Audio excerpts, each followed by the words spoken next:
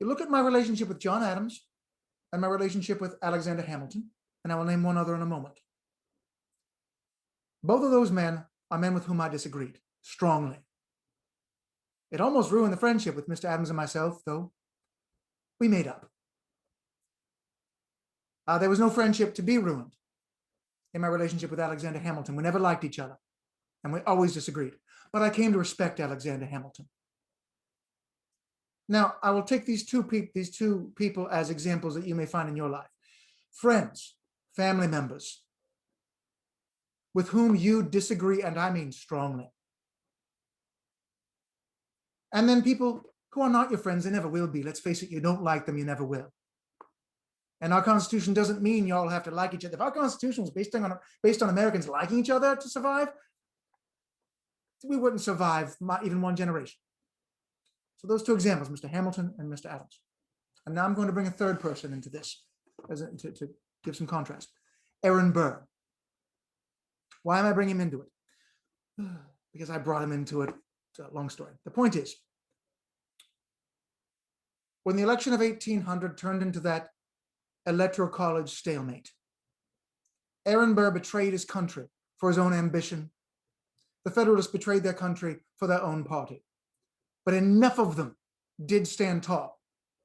What happened to save us was that men like myself, who disagreed with men like Alexander Hamilton, or disagree with me like Hamilton disagreed with me, and similarly with Mr. Adams, who disagreed with me as much as I disagreed with Mr. Adams, they decided that even though they disagreed with me,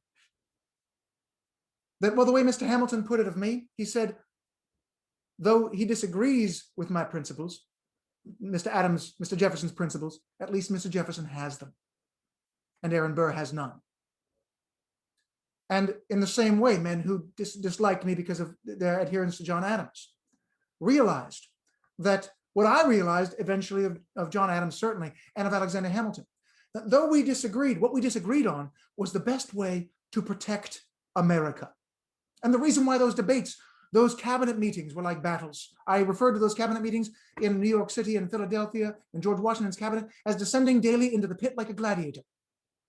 The reason why we debated so vituperatively was because both Mr. Hamilton and I cared so fiercely and passionately for the United States. The same as with Mr. Adams and myself. But I came to understand that Alexander Hamilton was totally uncorrupt. Believe me, I had him checked. It would have been so much easier if Alexander Hamilton had been corrupt, using his government position to profit himself or his family or his friends or something like that, completely clean. He was so uncorrupt, he had to hold his law career, his law job, and work in the evenings, while then during the day being Secretary of the Treasury to feed his family. Oh, so frustrating that he was so perfectly uncorrupt, but he was. Both of them were honorable men. I just disagreed on the best way to protect America. You need to find those people when America again will be faced with another Aaron Burr. And Aaron Burr is charming, but he has no principles. I could tell you stories about what he did to New York City and how he used the government there to divert funds to himself and poison people of New York City with unclean water. The point is, there will always be Aaron Burrs, men with no principles, no sense of honesty, who will use whatever means necessary, undermine the Constitution. It's just a piece of paper to them, to profit themselves, empower themselves. There is only one way to stop them from undermining this Constitution, from undermining this country, from dragging it into a civil war. And it's the way we did it in 1800. The answer to this riddle are the first two people I mentioned. The John Adamses in your life, the Alexander Hamiltons. When you find yourself faced with a would-be Napoleon or Julius Caesar, like Aaron Burr, you need not, turning to the people who agree with you, who vote the same way you do, with whom you can sit around and mock and talk about all those people who don't understand your wisdom and the best way to protect America.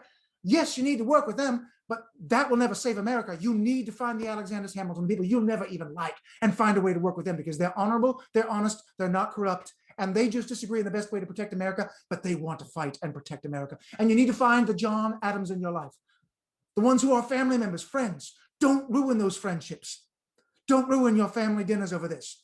the ones that you know are actually basing their decisions, like Mr. Hamilton did, on research, on demonstrable fact and reason, but just have different conclusions than you. You need to combine with them, as we did in 1800, as we narrowly averted our own Julius Caesar.